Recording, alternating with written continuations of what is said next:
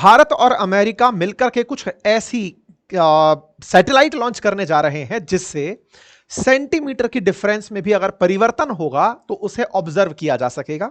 यह जो प्रक्रिया है जिसके बारे में आज हम आपके साथ इस सेशन में जिक्र करने जा रहे हैं, ये जो सैटेलाइट लॉन्च है, ये लॉन्च कल 30 तारीख के दिन होने वाला है। भारत में इसरो की तरफ से यह लॉन्च किया जाएगा और इस लॉन्च के बाद देश में आने वाली चाहे बाढ़ हो या तूफान हो या फिर तेज बिजली का कड़कना हो, ग्लेशियर्स का पिघलना हो, ये सभी चीजें भारत और अमेरिका के संयुक्त प्रयास से, नासा और इसरो के संयुक्त प्रयास से आने वाले समय में बहुत पहले ही सूचित हो जाएंगी। ऐसा कहते हुए भारत की तरफ से कल यानी कि 30 तारीख के दिन शाम 5:30 बजे के लगभग भारत से इसरो के द्वारा निसार नाम से एक सैटेलाइट लॉन्च की जा रही है। यह सैटेलाइट जीएसएलवी के द्वारा लॉन्च की जाएगी और इस सैटेलाइट के लॉन्च होने से क्या फायदे होंगे, क्या यह काम करेगी, आज के सेशन में हम इस विषय पर डिटेल चर्चा करने वाले हैं। नाम के अंदर जब निसार है तो यह नासा और इसरो का सिंथेटिक अपर्चर रडार है। इसकी शॉर्ट फॉर्म आप इस तरह से समझ सकते हैं, लेकिन ये सिंथेटिक अपर्चर रडार होता क्या है, काम कैसे करता है, आज के सेशन में मैं आपको वो बताने जा रहा हूं। 30 तारीख के दिन शाम 5:40 पर आंध्र प्रदेश के श्रीहरिकोटा से स्थित सतीश धवन अंतरिक्ष केंद्र से इसे लॉन्च किया जाएगा। इसमें सिंथेटिक अपर्चर रडार के अंदर दो प्रकार के रडार बैंड, एल बैंड और एस बैंड, दो खास प्रकार के बैंड लगे हैं जो कि धरती की बेहद साफ और डिटेल तस्वीरें लेने में कामयाब होंगे। ये तस्वीरों के अंदर जानकारी दी गई है निसार के बारे में। इसरो की तरफ से 28 तारीख को कहा गया है कि ये 30 तारीख के दिन लाइव होगा। हम भी प्रयास करेंगे कि आपको ये लाइव दिखा सकें। निसार का ये जो लॉन्च है ये अपने आप में भारत और अमेरिका का पहला ऐसा प्रयास है जिसमें हम लोग सिंथेटिक अपर्चर रडार का उपयोग करने जा रहे हों अर्थ ऑब्जर्वेशन के लिए। ये एक अर्थ ऑब्जर्वेशन सैटेलाइट है। इसकी सारी तकनीकी जानकारियां मैं आप लोगों को आज के सेशन में दूंगा, किस तरह से काम करेगी, कहां करेगी, क्या क्या करेगी, क्या सिंथेटिक अपर्चर लगे हैं, कैसे है, सब बातें हम इसमें बात करेंगे। बस कुछ बेसिक जानकारी प्राप्त कर लीजिए शुरुआत में कि इसके अंदर लगभग 2300 किलोग्राम वजन का निसार जो है ये सैटेलाइट के माध्यम से छोड़ा जा रहा है। जीएसएलवी F-16 नाम का रॉकेट इसे छोड़ेगा। नासा और इसरो के बीच में 2014 में इसकी बात सबसे पहली बार हुई थी और अब आप 2025 में है, 11 साल बाद आप इसे भेज पा रहे हैं। ठीक है, यहां पर अपडेट इसरो की तरफ से है। यह पहला डुअल बैंड रडार सैटेलाइट है, यानी कि एल बैंड और एस बैंड रडार यूज में आएंगे। फर्स्ट जीएसएलवी टू एसएसओ है, यानी कि हमारा जीएसएलवी पहली बार सन सिंक्रोनस ऑर्बिट में अपनी सैटेलाइट छोड़ने जा रहा है। तीसरा पहला प्रयास है जब इसरो और नासा मिलकर अर्थ ऑब्जर्वेशन सैटेलाइट लॉन्च कर रहे हैं। नासा के द्वारा, इसरो के द्वारा दी गई अपनी जानकारियों में यह अमेरिका और भारत का वन मिशन टू वॉच अर्थ है, मतलब कि अर्थ को देखने के लिए है। इस मिशन की जो खासियत है वो मैं आप लोगों को बताऊंगा आज के सेशन में, किस तरह से ये सारी चीजें घटी, एक एक करके मैं आपके सामने सारी बातें रखते चले जा रहा हूं। ये फिलहाल जो आप तस्वीरें देख रहे हैं ये इसरो की तस्वीरें हैं। तैयारियां पूरी हैं। इसरो के द्वारा बाकायदा इस मशीन को यानी कि इस सैटेलाइट को जीएसएलवी पर लोड कर दिया गया है। अब इसके लॉन्च होने का इंतजार है। आप जो तस्वीरें देख रहे हैं ये जो पूरा इतना लंबा सा आपको दिख रहा है ये रॉकेट है जीएसएलवी F-16। इसी के ऊपर माउंट किया हुआ है जो सिंथेटिक अपर्चर रडार निसार है। इसी को ही लॉन्च किया जाएगा और धरती की सतह से लगभग 750 किलोमीटर दूर, लो अर्थ ऑर्बिट में ही सही लेकिन सन सिंक्रोनस ऑर्बिट में इसे छोड़कर आया जाएगा। ठीक है, अब एक एक करके हम इसकी सारी बातें करना शुरू करते हैं। सन सिंक्रोनस ऑर्बिट क्या है, सारी बातें थोड़ा सा समझते हैं, क्या कहानी है, डिटेल में अब चलते हैं। देखिए क्या है, सबसे पहली बात, इसरो और नासा मिलकर के कुछ भेज रहे हैं, नाम दिया गया सिंथेटिक अपर्चर रडार। काम होगा कि ये पृथ्वी की बहुत बढ़िया तस्वीरें लेगा। अब आप पूछेंगे तस्वीरें लेनी है तो तस्वीरें लेने के तो बहुत सारे तरीके हैं, ड्रोन उड़ा दो, ड्रोन उड़ाने से तस्वीरें ले सकते हो। जी नहीं, ड्रोन की अपनी एक लिमिट होगी, कहां तक आप उसे चलाएंगे, कितना फ्यूल डालेंगे, ये सब काम एक अपने आप में मुश्किल काम होता है। लेकिन अगर आपको पूरी धरती का चक्कर काटना है, वो भी बिना तेल खर्च किए, तो आपको ऐसी जगह जाना होगा जहां पर ग्रेविटी आपको ज्यादा परेशान ना करे, बस इंजन भर का आपको फ्यूल देना पड़े और वो भी छोड़ने तक के काम में आए।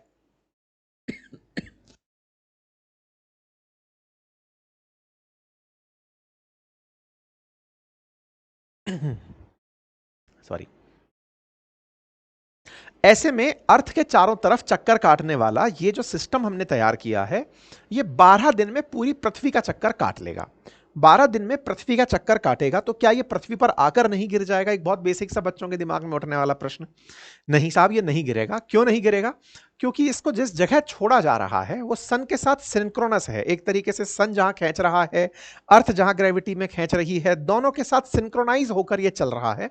ग्रेविटी से बैलेंस्ड है, ना इधर गिरेगा ना और कहीं अंतरिक्ष में जाकर जाएगा। इस तरह से छोड़ा जाएगा कि ये प्रॉपर जगह पर ही मूव करता रहेगा जब तक आप इसे मूव करने देंगे। इसमें इसके जरूरत भर के काम के लिए सोलर पैनल्स लगा दिए हैं जो बाकी जो मशीनें हैं उनको चलने के लिए ऊर्जा देते रहेंगे। अच्छा, फिर सवाल आता है ये फोटो कैसे खींचेगा? तो इसको समझने के लिए थोड़ा आसान करते हैं। हम जब अर्थ से आसमान की तरफ देखते हैं तो आसमान की तरफ देखने पर भी हम तस्वीरें लेने में कामयाब होते हैं। छोटी जगह पर बैठे हैं, जितनी दूर तक हम अपनी नजरें फैला सकते हैं उतनी दूर तक की तस्वीरें अपनी नजरों में तो ले ही लेते हैं। अगर हम उसको उल्टा करें, हम ऊपर चले जाएं और नीचे की तरफ धरती देखें तो धरती देखकर हम भी अपने हिसाब से तस्वीरें ले सकते हैं। तो यह समझिए कि एक तरह की मशीन है जिसको अंतरिक्ष में टांग दिया गया है, 750 किलोमीटर ऊंचाई पर टांग दिया गया है और वो अर्थ की तस्वीरें लेने वाली है। अर्थ की तस्वीरें लेगी, कितनी दूर तक की ले लेगी? एक बार में लगभग 250 किलोमीटर का जो एरिया है उसको ये अपनी तस्वीरों में कैप्चर कर लेगा। अच्छा, तो ये लगातार क्या फोटो लेने वाला है क्या? नहीं।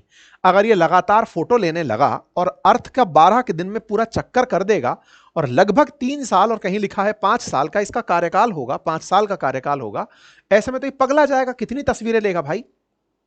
कितनी ज्यादा इसके अंदर हार्ड ड्राइव्स लगनी होंगी, कितना सारा डेटा इसको प्रोसेस करना होगा, ये तो मुसीबत हो जाएगा। तो फिर तरीका क्या रखा गया?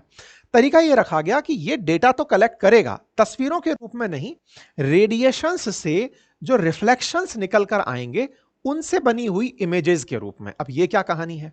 जैसा आप लोग जानते हैं कि रडार शब्द का अर्थ है रेडियो डिटेक्शन एंड रेंजिंग, अर्थात रेडियो वेव्स जब जाकर किसी फ्लाइंग ऑब्जेक्ट से या ऑब्स्टेकल से टकराती थी तो हम उसके लौटने पर जो भी पिक्चर बनती थी दिमाग में कि हाँ भाई यहां पे टकराया, इस फ्लाइंग ऑब्जेक्ट से ये टकराया था, लौटकर आया है, पता चल गया कि आसमान में कुछ उड़ रहा था, यही होता था। अब आप उल्टा करने जा रहे हैं, आप अंतरिक्ष में जाकर के रेडियो वेव्स को धरती पर भेज रहे हैं। ये दो प्रकार की रेडियो वेव्स हैं, एक एल बैंड रेडियो वेव्स और एक S band radio waves. Band मतलब आप एक तरह से वेवलेंथ के तरीके से ट्रीट कर लीजिए। एल बैंड जो रेडियो वेव्स हैं वो धरती को पेनिट्रेट तक कर जाएंगी, मतलब ये एक्सपेक्ट किया जा रहा है कि थोड़ा और गहराई तक भी पता लगा लेंगी कि हाँ भाई इतना अंदर तक का डेटा इसके पास है। इससे बर्फ की सतह, बर्फ की सरफेस, ज्वालामुखी, इन सब के बारे में पिक्चर बनाने में महत्वपूर्ण योगदान मिलेगा। एस बैंड जो इसमें अपर्चर लगा है या फिर रेडियो वेव का जो सिस्टम लगा है वो सरफेस की तस्वीरें ले लेगा, यानी कि रेडियो वेव से जो बनने वाली रिएक्शंस हैं उन्हें ऑब्जर्व कर लेगा। चूंकि ये दोनों एक साथ होने जा रहे हैं, एल और एस, इसलिए ये अपने आप में यूनिक है। जनरली अर्थ ऑब्जर्वेटरी जो सैटेलाइट्स होती हैं ऑब्जर्वेशन के लिए, उनमें एक आधी बैंड यूज किया जाता है, एल कर लिया, एस कर लिया, ऐसा नहीं है पहली बार हो रहा है। अर्थ ऑब्जर्वेशन के लिए भारत भी, नासा भी, तमाम देश अपने अपने हिसाब से सैटेलाइट भेजते रहते हैं, लेकिन दो प्रकार के बैंड लगाकर एक सैटेलाइट भेजना कि वो गहराई का पता भी लगाए और सरफेस का पता भी लगाए, ये काम करने दोनों देश पहली बार संयुक्त रूप से अर्थ ऑब्जर्वेशन के लिए साथ आए हैं। सर इससे तो ये हमारे बारे में सारी जानकारी जुटा लेंगे, इन्हें तो सब पता चल जाएगा हम क्या कर रहे हैं, कहां बैठ रहे हैं, कैसे कर रहे हैं। हाँ ये तो बड़ी चिंता की बात होगी, लेकिन घबराने की जरूरत नहीं है। क्यों नहीं है, अब थोड़ा सा वो जान लीजिए। क्योंकि ये जो डेटा है, ये डेटा हर किसी वैज्ञानिक को, हर रिसर्चर को फ्री ऑफ कॉस्ट उपलब्ध कराया जाएगा। अगर ये इतना ही संवेदनशील डेटा होता तो ये किसी के लिए भी उपलब्ध नहीं होता। आप पूछेंगे तो फिर फायदा ही क्या हुआ? फायदा असल में मानवता की सहायता करना है। कैसे करना है? आज आप सभी जानते हैं कि पर्यावरण परिवर्तन से लगातार सब तरह से भारत हो या दुनिया के देश हो वो प्रभावित हो रहे हैं। चाहे वो कार्बन डाइऑक्साइड की बढ़ती मात्रा हो, ग्लेशियर्स का पिघलना हो, बाढ़ का आना हो, तूफान का बनना हो, ये सारी चीजें हम सभी को प्रभावित कर रही हैं और ये केवल भारत में नहीं दुनिया भर को प्रभावित कर रही हैं। इसलिए मानव की सहायता के लिए यह काम किया जा रहा है। लेकिन सर ये तो डेटा बहुत संवेदनशील होगा, सबके बारे में सब पता चल जाएगा। बिल्कुल सही कह रहे हैं, लेकिन 12 दिन का डेटा काम का नहीं होगा। आज कोई घटना घटी है, इस पर अगला अपडेट 12 दिन बाद आएगा। दुनिया इतना तेजी से बदल रही है कि 12 दिन बाद के डेटा में तो खेल खत्म हो जाता है। भारत ने 22 मिनट के अंदर तो पाकिस्तान का खेल खत्म कर दिया था। इसका मतलब क्या हुआ? इसका मतलब यह हुआ कि ये तस्वीरें आएंगी जरूर, इनसे ऑब्जर्वेशन करके यह समझने में सहूलियत रहेगी कि कहां कहां क्या क्या चेंजेस आ रहे हैं। अगर आपको लगता है कि बाढ़ आई है तो कितना आई है, ग्लेशियर पिघला है तो कितना पिघला है, सी लेवल बढ़ा है तो कितना बढ़ा है, इस तरह के जो जनरल रिएक्शंस हैं वो आप इससे ऑब्जर्व कर पाएंगे। ठीक है साहब, इसमें नासा क्या कर रहा है और हम क्या कर रहे हैं? तो नासा इसमें एल बैंड जो सिस्टम है ना, वो नासा लगा रहा है जो 25 सेंटीमीटर वेवलेंथ पेनिट्रेट कर पाएगा। ठीक है, ऐसे ही जो एस बैंड वाला जो सिस्टम है वो इसरो दे रहा है जो 10 सेंटीमीटर का वेवलेंथ क्रॉप मॉनिटरिंग तक के लिए जो काम आ सके उतना दे पाएगा। ठीक है, ये high rate data commands, GPS receiver, solid state recorder, payload subsystem दे रहा है। और हम लोग क्या कर रहे हैं? हम जीएसएलवी के थ्रू लॉन्च करने में मदद कर रहे हैं, एस बैंड एसएआर दे रहे हैं। अब आप पूछेंगे सर अमेरिका को हमारी क्या जरूरत पड़ गई जो हमारे पास उसे आना पड़ा, मतलब वो हमारे साथ क्यों इस काम को कर रहा है? वो तो कहते हैं कि हम मंगल पर चले जाएंगे, ये कर जाएंगे। नहीं, अगेन ये दो देशों के बीच में होने वाला एक प्रकार का योगदान है। जैसे आप दुनिया के लिए फ्री ऑफ कॉस्ट कर रहे हैं, तो अमेरिका ने भारत के साथ मिलकर के कि हां भाई भारत के साथ मिलकर हमने अंतरिक्ष के अंदर कुछ काम किया है, यानी कि एक तरह से हमारे अंतरिक्ष कार्यक्रम को भी रिकॉग्नाइज किया जा रहा है वर्ल्ड वाइड, ये बताने के लिए इस तरह का काम है। ऐसा नहीं है कि अमेरिका साथ नहीं आता तो हम नहीं कर पाते, लेकिन हां ये जरूर है कि ये जो एल बैंड रडार और एस बैंड रडार मिलकर के जो चीज बनाई है ना, ये बड़ी रोचक है। आपको सुनने में बड़ी भले ही आसान लगी हो, लेकिन इसमें बहुत सारे व्यवधान आए। मैं आपको कुछ तस्वीरें दिखाऊंगा जिससे आपको ये पता चलेगा कि ये कितनी बड़ी बात है। देखो ये जो आपको एंटीना सा दिख रहा है ना, ये तस्वीरों में छोटा दिख रहा है, असल में ये लगभग 12 मीटर डायामीटर का क्षेत्र है। 12 मीटर का इसका डायामीटर है, बस जितना बड़ा है ये। और बस जितना बड़ा एक एंटीना अंतरिक्ष में आप टांक रहे हैं 750 किलोमीटर की ऊंचाई पर। ये जो चीज बनकर आई है ना, ये नासा के द्वारा बनाई गई है। इसमें बहुत सारे रिफ्लेक्टिंग मिरर्स लगे हुए हैं। एक तरह से समझिए आप, इसमें सिंथेटिक मटेरियल है, क्या लगा है वो तो एग्जैक्ट नहीं बता सकता, लेकिन इसमें कुछ ऐसा है जो कि अंतरिक्ष से रेडिएशंस को धरती पर भेजेगा, यहां से जो निकलकर रिप्लाई आएंगे या रिएक्शंस आएंगे उन्हें ऑब्जर्व करेगा और ऑब्जर्व करके इस मशीन को वापस भेजेगा और यहां से अर्थ पर डेटा ट्रांसफर होगा। आप जानकर आश्चर्य करेंगे, प्रतिदिन 85,000 जीबी से अधिक मटेरियल अर्थ पर भेजा जाएगा। 85 टीबी से अधिक का मटेरियल अर्थ पर लगातार भेजा जाएगा। वैज्ञानिकों के लिए बड़ी चुनौती तो यही है कि इतना डेटा रेगुलर प्रोसेस कैसे करें। पूरी दुनिया का यह मटेरियल निकाल निकाल कर भेजेगा 750 किलोमीटर की ऊंचाई से। ठीक है साहब, ये दोनों पेलोड अर्थ की तमाम प्रकार की जानकारियों को हमारे पास भेजेंगे। 30 तारीख के दिन ये लॉन्च होगा। मैं एक बार के लिए जो कॉमन जो वीडियो लॉन्च हुआ है मैं आपको वो दिखाना चाहूंगा जो यहां पर चल रहा है। आप लोग एक बार इसे देखें।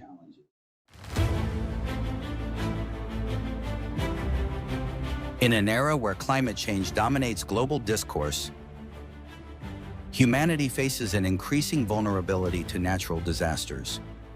To address these mounting challenges, NASA and ISRO have joined forces in an extraordinary collaboration to launch the NASA-ISRO Synthetic Aperture Radar Satellite. This groundbreaking low Earth orbit, LEO observatory, promises to revolutionize the way we understand our dynamic planet. Equipped with state-of-the-art L and S-band synthetic aperture radar, SAR systems, NASAR will use the SweepSAR technique to deliver high-resolution images across vast swaths of the Earth's surface.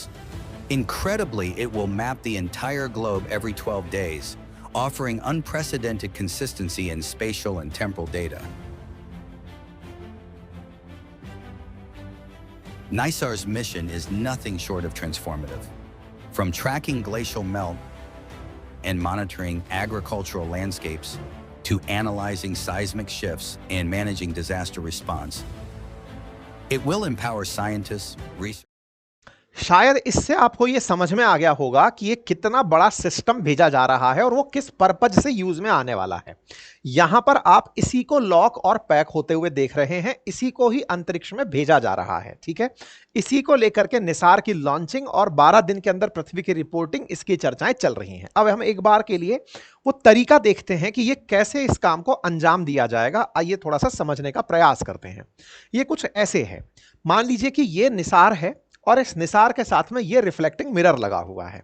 Reflecting mirror तक से, मतलब इसको आसान करिए कि अगर मान लीजिए सूरज की रोशनी मुझ तक आ रही है और मैंने यहां पर एक शीशा पकड़ के उस रोशनी को डाइवर्ट कर दिया दाएं बाएं कहीं भी, कुछ वैसा काम हो रहा है। यहां एक मशीन लगी है, वो मशीन अपने में से रेडिएशंस निकाल रही है। आप देखिए ये एल बैंड एस बैंड की रेडिएशंस हैं, ये ऊपर जा रही हैं इस शीशे के पास। ये जो शीशा लगा है, मतलब मैं रिफ्लेक्टिंग मिरर जो है यहां पर SAR का, अंतरिक्ष में बता रहा हूं मैं इस बात को, 37 डिग्री पर ये इन्हीं रेडिएशंस को अर्थ पर भेज रहा है और अर्थ पर भेज करके ये रेडिएशंस लगभग 250 किलोमीटर के क्षेत्र पर अपना प्रभाव छोड़ रही हैं। मतलब यहां से निकलकर आई 250 किलोमीटर का क्षेत्र, एक तरीके से इस पर ये जाकर टकराई।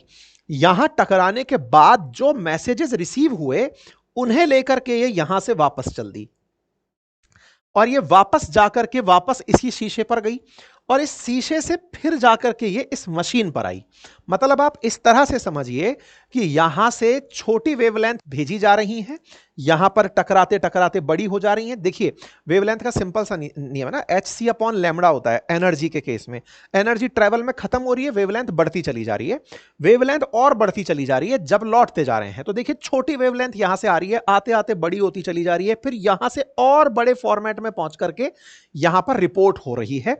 इस प्रकार से ये रिकॉर्ड करता चला जाएगा पूरा डेटा। 250 किलोमीटर का डेटा 650 किलोमीटर की रेंज में ये काम करेगा। मतलब 650 किलोमीटर दूर पर है तो अगले 250 किलोमीटर की रेंज पकड़ के चल रहा है। ऐसा करते करते पूरी धरती को नापेगा और 12 दिन के अंदर पूरी धरती की फोटो ले देगा, फिर अगला राउंड निकालने निकलेगा। फिर ये जो एल बैंड और एस बैंड से प्राप्त डेटा है इनको सिंक्रोनाइज किया जाएगा, मतलब इन दोनों को मैच किया जाएगा। अगर सिंगल एल बैंड आप ले रहे होते तो इमेजेस बहुत ब्लर आती क्योंकि गहराई की तस्वीरें होती, केवल एस बैंड लेते तो सुपरफिशियल आती। दोनों को मिलाकर के ये जहां जहां दोनों के सिस्टम रिसीव हुए उनकी तस्वीरें ही फाइनल तस्वीर बनाकर भेजेगा। यानी कि ये अपने आप में एक हाई रेजोल्यूशन इमेज बनाकर भेजेगा। सिंगल जो था ना वो इस तरह की तस्वीरें भेज सकता था, एल बैंड अगर अकेला डालते या एस बैंड अकेला डालते तो वो बस ब्लैक व्हाइट ग्रे इस तरह की चीजें भेज सकता था। अब ये एक प्रकार की ऐसी तस्वीरें भेजेगा जो अपने आप में बहुत सारी इंफॉर्मेशंस लेकर आएंगे। सवाल बनता है कि साहब इसके अंदर कितने फेज होंगे? तो सबसे पहला फेज तो यही है कि सैटेलाइट को अंतरिक्ष में पहुंचाना है, जिसको हमारा GSLV करने वाला है, जियो सिंक्रोनस लो अर्थ ऑर्बिट में हम लोग इसको पहुंचाने के लिए काम कर रहे हैं सैटेलाइट लॉन्च के लिए। फिर हम इसके एंटेने को फैलाएंगे और अपना सिस्टम चालू कर देंगे और 90 दिन के अंदर इस पूरे सिस्टम को जांचा जाएगा और उसके बाद इसका डेटा लेना शुरू होगा। एक और मैं वाकया बताता हूं, ये हो तो बहुत पहले जाना था, लेकिन बीच में क्या हुआ कि ये जो एंटीना बनकर आया ना, ये सही से भारत पहुंच नहीं पाया। भारत सही से पहुंच नहीं पाया या फिर ये कहिए कि आया तो थोड़ा गड़बड़ कर गया था। इसको फिर बीच में वापस इंडिया से अमेरिका भेजा गया और ये अमेरिका से सही होकर के फिर लौट कर आया। मतलब 2022 में ही इसको लॉन्च हो जाना था, लेकिन ये इसमें गड़बड़ हो गई। रडार का जो एंटीना है वो गर्मी के अंदर ठीक से काम नहीं किया, फिर इसको वापस भेजा गया और इसको वापस 2024 में जो इनका कार्गो C-130 है उसमें लाद कर इंडिया भेजा गया। बीच में वो कई जगह रुकता हुआ आया, काफी क्रिटिकल तरीके से इसका ट्रेवल हुआ था।